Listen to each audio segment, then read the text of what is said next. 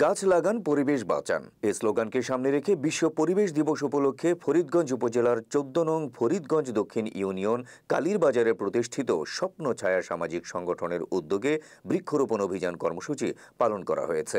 ৭ জুলাই রোববার বিকেলে স্বপ্ন ছায়া সামাজিক সংগঠনের কার্যালয়ে এ বৃক্ষরোপণ কর্মসূচি পালন করা হয়। এ সময় উপস্থিত ছিলেন স্বপ্ন ছায়া সামাজিক সংগঠনের উপদেষ্টা মণ্ডলীর সদস্য ও কালীরবাজার মিজানুর রহমান উচ্চ বিদ্যালয়ের সহকারী সিনিয়র শিক্ষক রুহুল আমিন সেলিম, সাবেক জনতা ব্যাংক কর্মকর্তা রফিকুল আলম, উপদেষ্টা মণ্ডলীর সদস্য সাংবাদিক জাকির হোসেন, মাওলানা শাহ আলম, কার্যনির্বাহী কমিটির সদস্য মোহাম্মদ সাইফুল ইসলাম নিশু সহ সংগঠনের অন্যান্য সদস্যবৃন্দ। শেষে সংগঠনের উপদেষ্টা মণ্ডলীর সদস্যরা কৃষক, শ্রমিক ও সংগঠনের নেতৃবৃন্দের মাঝে বিভিন্ন প্রজাতির ফলজ ও বনজ চারা গাছ বিতরণ করেন।